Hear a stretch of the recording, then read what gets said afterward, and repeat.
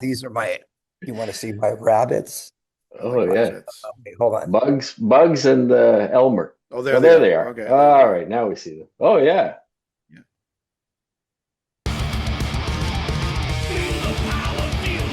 Jimmy K here, Metal Boys. Look at this. The Metal Boy shirts are now on sale. Just go to the video description to find out on how you can purchase one. Metal!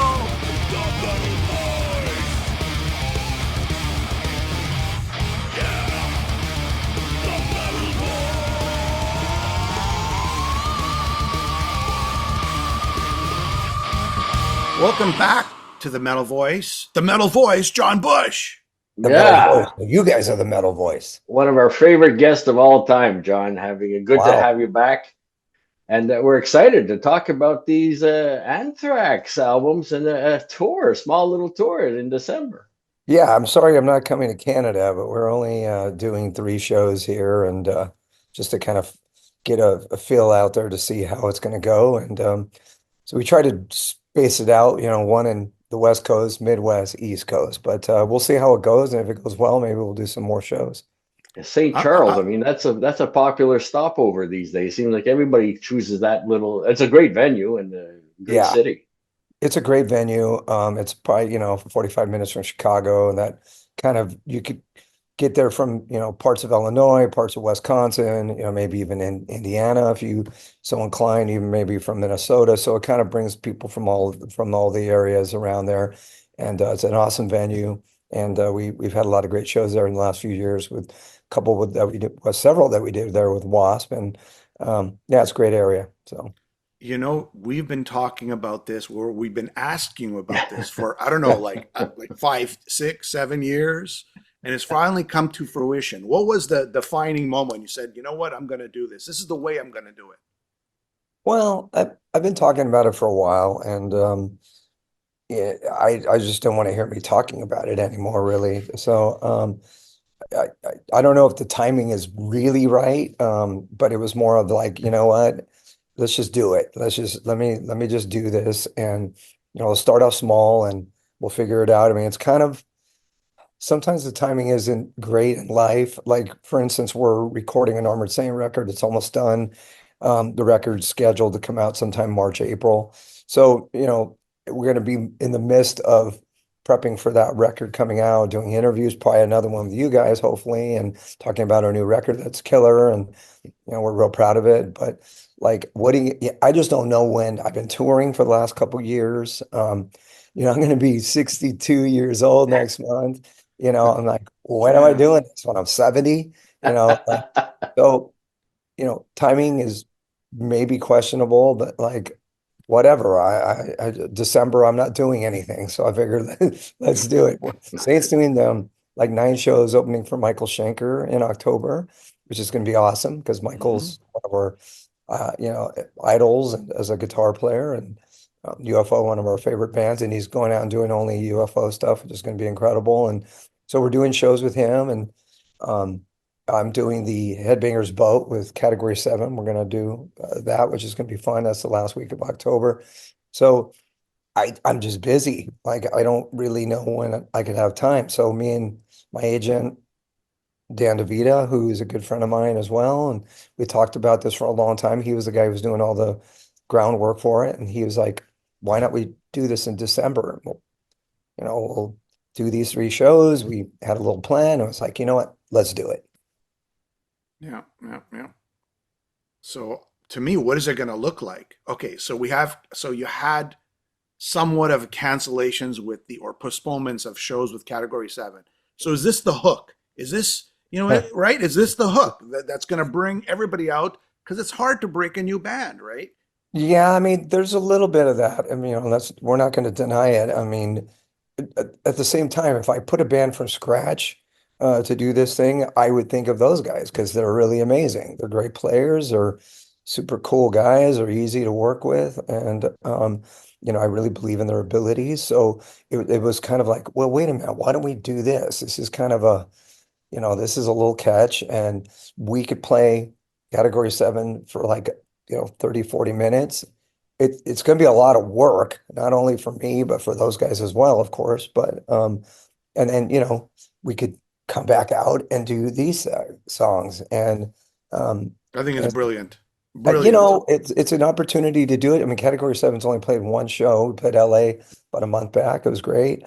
So it's an opportunity to play in New York, play in Chicago, um, utilize these guys as the great musicians they are. I still have this idea of maybe having a few people come in as like kind of guest stars, if you will, and maybe playing a song or two on these shows. I haven't really reached out to anybody yet. I mean, the shows just kind of went on sale on Friday, so it's still early on, and tickets are doing pretty well so far. So it's just I want to make it like a real celebratory thing. I don't want it to be like my version of this band of the alternate to Anthrax or something, because that's not my goal with this at all. My goal is to make this a fun thing that's exciting and is, like I said, it's a celebration of those four records because I believe those records are really great. And myself and the guys in Anthrax did a lot of investment in time and emotion and recording those records, touring on those records, doing um, interviews for those records. So we put a lot of our heart into it, and this is my way of kind of saying, let's get back a little bit and have some fun with these songs that pretty much haven't been heard for years. So, And then with your busy schedule you just mentioned, when are you going to find time to rehearse for these songs, these Anthrax songs?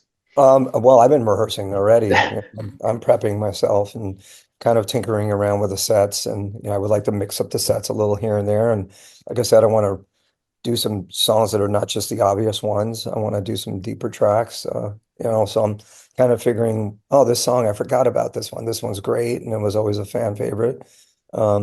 Obviously there's the logical choices, but I think it'd be fun to incorporate some other tunes as well, ones that maybe people never heard live. So, and I'm all ears. I finally, much to my chagrin, I got onto social media and I kind of I felt like I had to for this. So I finally broke with that after all these years, and it was like, "Arr," but I did it, and my wife's actually helped me with it. She's doing an amazing job, and we have an Instagram account now, so I'm curious about what songs they want to hear, and believe me, they've already been submitting ideas. So I bet. it's fun. So how many minutes is the Anthrax set? Okay, so you said 40 minutes of Category 7. Then you got to sing another, 40 minutes? I would think that's the Oh no, top I'm gonna probably try to do an hour 15, 20, at of least. Anthrax.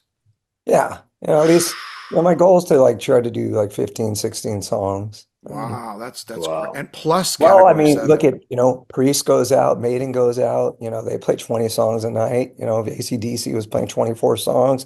I mean, if those guys can do it, they're my peers. And actually those guys are all my favorite singers, Halford Dickinson, Brian Johnson. I mean, if those guys can go out and they can do it, then I should be able to do it, right?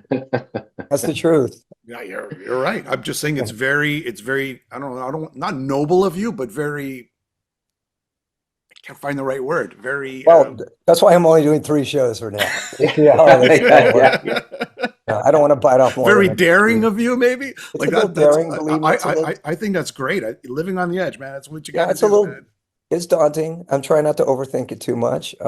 Usually as a singer, like, the last thing you really want to do is get warmed up and then stop singing. It's really not good. It's like, but probably go out and play, like I said, 30, 40 minutes.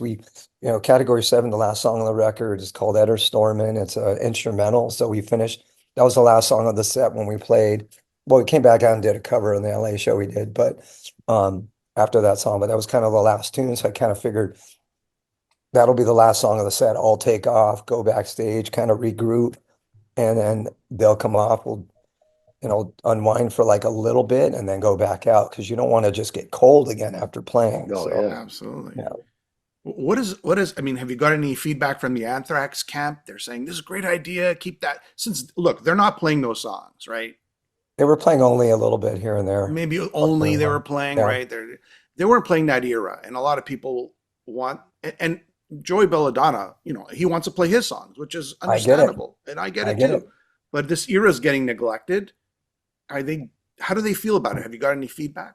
Well, I didn't really reach out to him right away because really I wanted this to be about me and about me taking the chance and sticking my neck out and finally doing it. It's mainly for me, that I had to do that because I've been the person who's been kind of reluctant to do this, even though I've talked about it. And I kind of felt like this is my head to stick out there and put it on the guillotine and go for it, and hopefully not get my head chopped off. So, I wanted to do that and want to be like, hey, of course, I've talked about this, and it has been something that has been talked in the press. So it's not like it's coming as some big surprise. But I didn't want to be like, hey guys, I'm going to do this. I didn't want them to think like, oh, are you reaching out because you need our help? Or I wanted it to be like me taking the cheese, so to speak. Yeah. Um, so I haven't really reached out. But yesterday I actually reached out to Frankie mainly because I realized that he played on that version of Changes that has been played by from the Sabbath show or Youngblood sang, and I didn't really even realize Frankie played on it. So and it's really a great version of that song. Dude sang his ass off. So I was like reaching out, going, dude, I didn't even because I watched that show periodically off and on, but Hmm. it was really cool that he was on that. So I reached out and said, hey, that's a great version. I heard on the radio the other day, and kudos to you and congrats. And so then we started talking, and of course this came out, and he said he was very excited. And of course the door's always open if those guys want to come out and play a song or two, whatever. I would not say no, of course. I would say yeah. But Yeah. I don't want it to be like I don't want them to feel compelled to have to do it or obligatory. It should, again, this whole thing should be about having fun and honoring those tunes. So, but he seemed very excited about it. He was asking me about what deep tracks I was thinking about, but I told him I'm still tinkering around with the set, but yeah, I think he suggested something. Frankie's the kind of guy who would, I would guess, a guy who would sort of love to do it. Like as that's the kind of impression I get. Yeah, I mean, well, Scott talked about it a long time ago and saying he would love to do it too. So again, I don't it should be almost like a spontaneous thing to some degree, other than maybe for anyone who has to play. Like I said, I have an idea of a couple other people coming out and playing. I think would be really cool that I'm going to reach out to soon enough. You're gonna have to learn the stuff. I have to learn the stuff. The guys in C7 have to learn it, So Yeah. there's going to be some work involved, and it would go for them because they haven't played those songs in a long time. So again, there's time. It's 4 months away. So. It's like hanging out with your friends. Some of your best nights going out to the pubs or whatever. It wasn't planned. It was just something that was spontaneous, right? And instead of trying to organize things in advance, and just let things kind of happen naturally. Well, I have to do some work. Joey Rivera is like the manager of Armored Saint, and he does so many things. And well, he's a co-manager because we're a real management company now. But for years, Joey was the only manager and does so much work for the band. And I see it now as like I don't want to do that. I'm extremely grateful that you do this, and thank you so much. And I know all the crap he goes through, but I don't want to do it. But now I'm kind of having to do some things, and I'm not very good with that. Luckily, I have my wife to help me a little bit, and I'm like kind of trying to come up with a backdrop, and that's been fun. So, I got a tour manager in place, and of course he'll do a lot of the stuff. But when push comes to shove, I want to just be able to focus on the shows and stuff. But it should be fun. It should be real Montreal, fun. the John Bush territory that it is, right? Montreal. I mean, You know Montreal. Montreal. I love Montreal. I've had some great shows there back in the day with Anthrax. We played there recently with Saint a couple times. Finally, after not being there for years, it's a great city, great Yeah, restaurants, and yeah. passionate audiences all through Quebec, not just Montreal and Canada as well. I mean, we played Toronto a couple of times with Saint recently. Shows were great. We played Vancouver after not playing there in like 35 years, and that show was great with Wasp. So I love Canada. It's an amazing country, and Yeah. metalheads are very, very passionate, and they'll let you know what they think about you. So we, Let me Let's tell you, John, when you played here with Armor Saint opening for Wasp, the reaction from the people around me watching Armor Saint is almost jaw dropping. They were like, "Man, we never realized how good this band is." Well, they came So with hats off. Queensryche and Yeah, Queens, Wasp, yeah, so yeah. yeah, that was like a twosie there. But So that yeah, was it a was a Tuesday. yeah, for sure, for Yeah, sure. well, I don't know why we hadn't been there in a long time, and there's a lot of places Armored Saint didn't purposely go to, just it so happened to be that way. There's places in Europe we still haven't played. We haven't even played a legitimate show in Scandinavia. We did one festival there in all our time there. So it's absurd. It's just circumstantial, and we were trying to make up for lost time because we didn't play a lot of territories, and Canada was one of them. And we always did back in the day. I mean, we went there in the first like 8 years of the Oh band, yeah. every tour. So, I guess we're just making up for lost time. But I understand the passion that people have in Canada, and they know a lot about metal, and they're opinionated, and they'll tell you, and that's great. Let's go back in time. You know, the great thing about this interview is when you're doing other interviews, it's usually about Saint or whatever Category 7 or whatever you're doing at the time. But now we can actually dive into the Bush era of Anthrax, Let's and dive. uh, and let's go. Sound of White Noise. This album Cool. comes out only slammed on the video, getting heavy rotation. The song is probably one of the greatest songs Anthrax has ever done, right? The reaction, and there's controversy about Block Lodge as a second single versus Room for One More. Do you really think, looking back at it now, if the record company would have went this way, what the band was thinking versus what they wanted, things that would have changed, the momentum would have changed? I don't think that was the right choice in retrospect. We'd built up so much with Only, and the video for Black Lodge, it was a great video. It was very inventive. It was really cool. Um, it was unique in the way it was made, but we just really weren't kind of very visible in the video. There's like one quick shot of each one of us, our face, and that was the only time you ever see the band in it. It was all this kind of little mini movie, and it just wasn't the right second song. We should have reestablished ourselves as this, thumping, crazy, powerful heavy metal band, and Room for One More would have solidified that after Only. So then you could have put Black Lodge third, and then that would have I been agree like, with oh, you. here's the Yeah. diversity. But making it second was, I think, an error for sure. It's a great song. I love Black Lodge, and we're going to play it for sure. And it's a great tune. I don't think it was the right second video. I mean, by then we had already done well, and there's a gold record, and Yeah. my only gold record to my name, and it reestablished the band as being this solid group in the 90s that, Sound of White Noise did, and people look back on the record and think it's a great album. And certainly when I heard the music to Only, I was like, wow, this is very forward sounding, and I thought it was great before we even put vocals to it. And then we had some ideas, and Scott had some ideas, and it was very easy to write that song, and to this day it's still a fan favorite. But a couple mistakes made there, and that on that record we could have probably push it up to platinum level. I think we would have made the right decisions.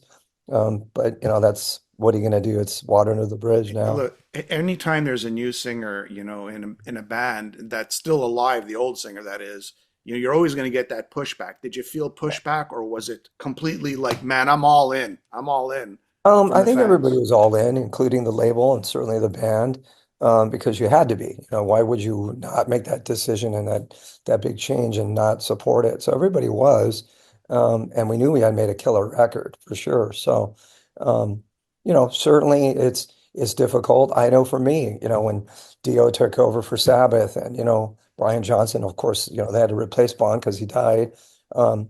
Sammy Hagar, you name it.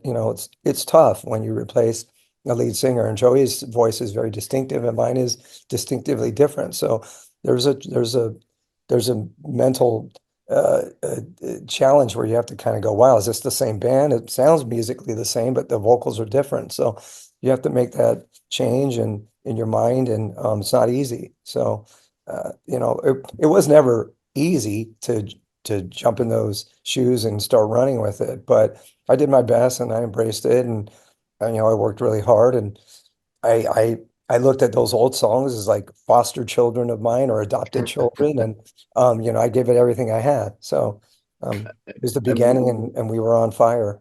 in '92, Elektra signed Anthrax for 10 million. Do Was you it that think they much? needed to Is that see what a it was? yeah, but that's what I read. So I Oh, mean, you I don't think know. they were Was that looking true? I don't for know. a return on their investment sooner than maybe you guys like launching that type of second single? So well, I mean, this was the 90s, early 90s. So record sales were still blown out, they were going nuts and people were selling tons of albums and um, it's not like now where it's just a whole nother world and it's sad. But it was somewhat justifiable on the fact that you had this vision that this band could potentially sell this amount of albums. I think Anthrax had consistently gold records.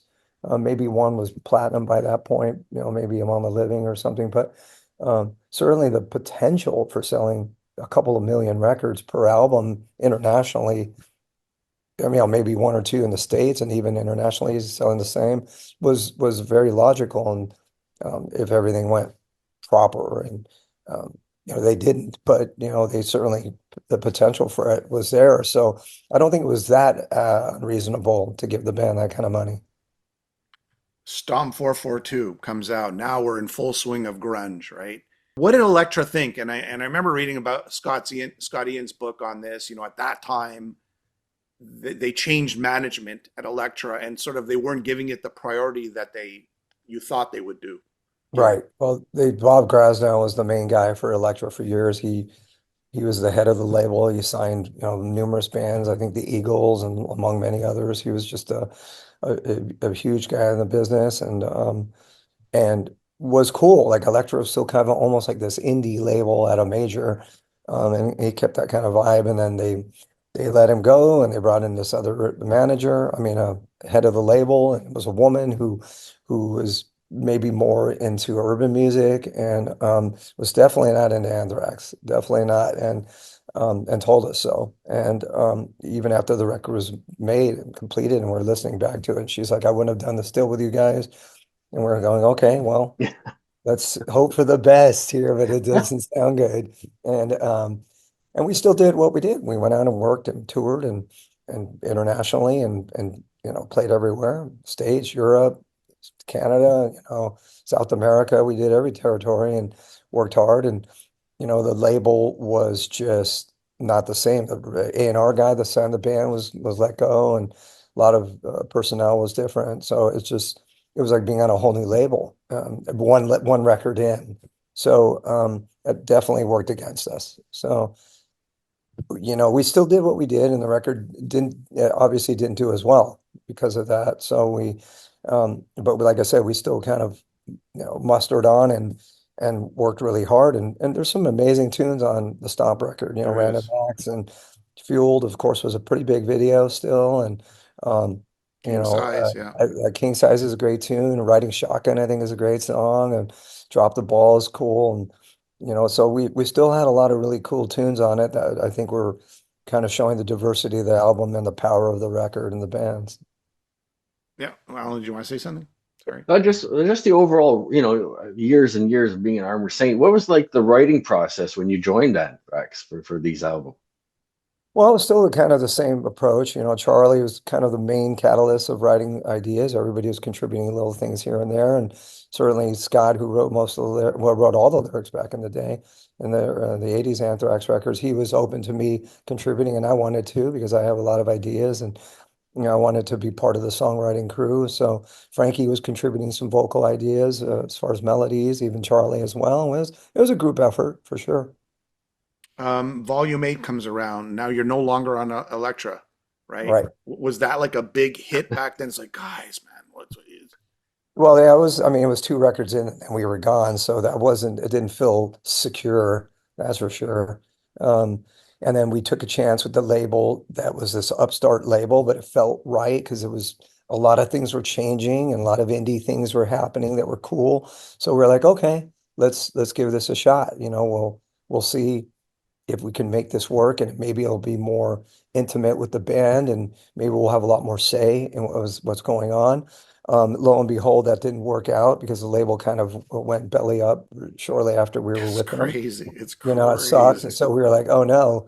And so that record got even less visibility than Stomp did because Stomp was still on Elektra, which is still a powerhouse. So this was like an indie label, Ignition Records. And so it was, the premise of it was a good idea, but it backfired.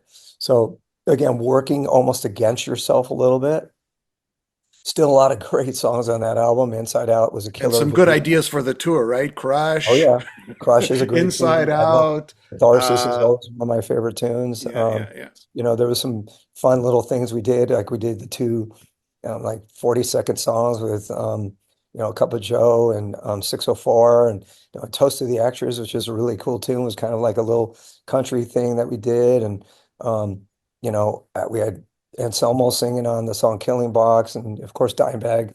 He played a couple leads on the Stomp record, and then he played a couple leads on the Volume 8 record as well. So Big Fat is one of my favorite tunes on that album. So, there's a lot of really cool tunes.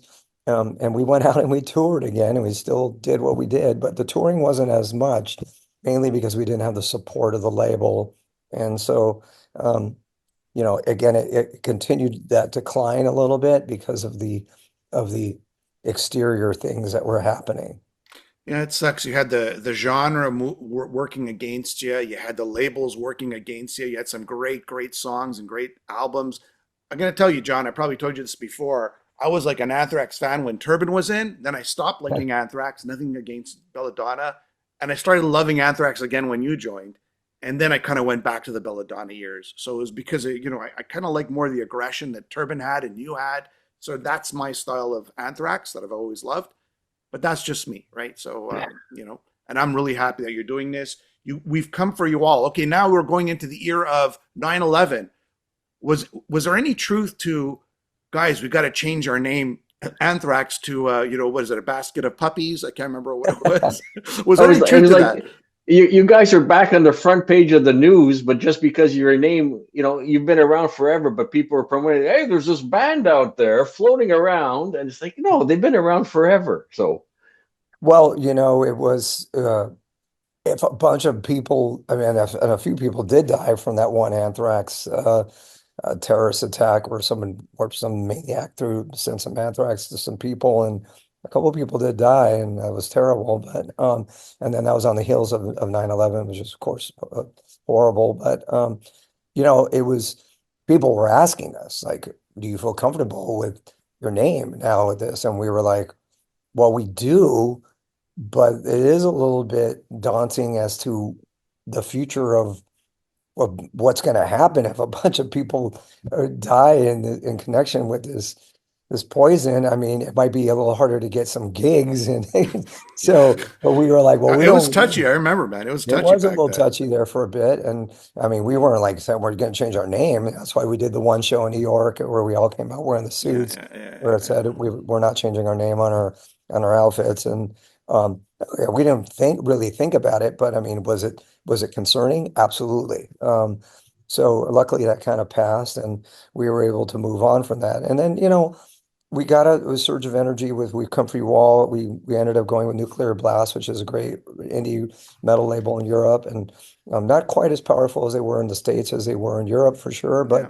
But we definitely resurrected the band in Europe, and it was a cool, heavy, powerful record, lots of diversity on it as well, but still a lot of great tunes. Safe Home had Keanu Reeves in the video, I which got is to say, this is probably one of my favorites of your era, yeah, right it's a here. great album, and kind of resurrected the band a little bit, um, and so we were kind of back to having some energy and enthusiasm amongst the press and the public, and along with having a label going, we know what to do here now, so that was real helpful. So we did great, it was a great record, and like I said, it kind of resurrected the band a bit.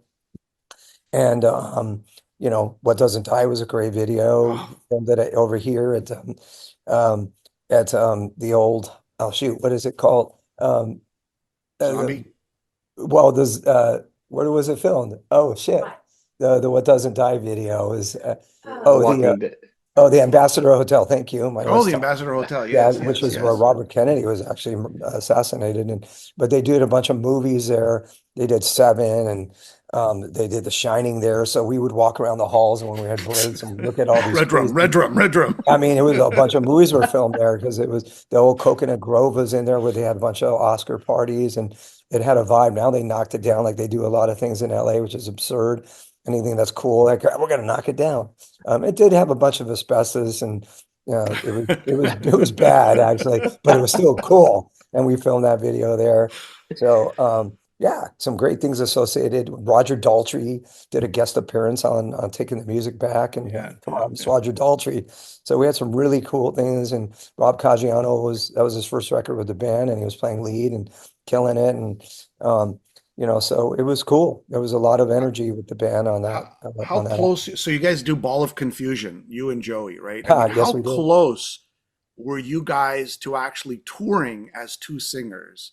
Well, we So were. We were supposed to do it, and then for whatever reason, I don't really remember exactly why, and I certainly don't want to get into, you know, just high level, yeah, yeah, yeah. anything negative. I think there was probably a money issue about what people were making, and I guess some dissatisfaction with that. And um, so it didn't happen with both singers, and it was cool because it was a great idea, and I think it would have been really fun for fans. But then we ended up just going out anyway and touring on that record because we still had a kind of a new record, and that was a different label because that was actually that record came out first. Actually, This came that before We've Come for You All, that right? came before Come Yeah, For yeah, You All, yeah, yeah. yes. So we were Because still this kind was, of in limbo at that point. yeah, yeah, It yeah. was Beyond Records, which was a guy named Alan Kovac's label, and he had Motley Crue for a while, and he put out some Motley Crue records when they left Elektra. And so that helped a bit. That kind of resurrected the band a little bit, and it was a greatest hits. And then had the song on it with me and Joey, and I thought it was really cool. It was a cool tune. I mean, I'm a huge Because Temptations fan, of course. you guys got two different voices, so it works, right? Yeah, It's not like you have the same sort of voice. I mean, I, I always appreciated your integrity. You know what? You know, Joey's back in the band. He's not in the band. You're back in the band. But at one point, I really appreciate that sort of like that. Listen, guys, it's done. I've had well, my time. yeah, it's kind of what it came down to. I mean, what we should have done on that song, we should have made a video for that song. That was stupid. Yes. We should have done a video with both singers. I mean, we went to the studio in a limo, and there was a vibe about it. So we should have made a video, and that was a really bad decision that we did not do that because it would have probably been much more popular and just really would have helped out with promotion for this two singer thing, and it would have Yeah. been an angle, right? So that was a mistake, another mistake. But what are you going to do? But yeah, at one point, at that point, it was flirted to do the thing, and I was open to it, and then it didn't happen, and then we come for you all, and then the idea came back up about maybe doing the two singer thing again, and then that was at the point where I just think life was changing a lot. My daughter was born. I was like, you know what? I think you guys. I think you guys should do the reunion, and because that was already being talked about anyway. And so I was like, yeah, just do it. And, I'll step away and, go fulfill that kind of that feeling of maybe what if we bring Joey back. I think that was something the band needed to do. So, and at that point I was like, I'm ready to step away. So, for various reasons. So, I mean, you know, it, it wasn't easy. It was actually pretty scary because that band was part of my life for almost 13 years, and it was pretty secure. It's kind of ironic because my wife has a business, a casting studio business, and she had a client who worked with her for years, and that person left almost simultaneously as I left for Anthrax, as we were kind of starting our relationship. So we're like going, okay, we love each other. This is cool. Neither one of us knows where we're going to work. I guess we'll figure it out. And we Sink or did. swim. And now, Yeah. now you got the chance to revisit all those albums on this 3-date tour. So and by the way, Roger Daltrey is touring as well, so you might want to reach out to him I as one of mean, your look, surprise Oh, guests. come jeez. on, Roger. Come on out and do it. Come on. Man, I would be stoked. I'd be really stoked. And like I said, I have some other ideas.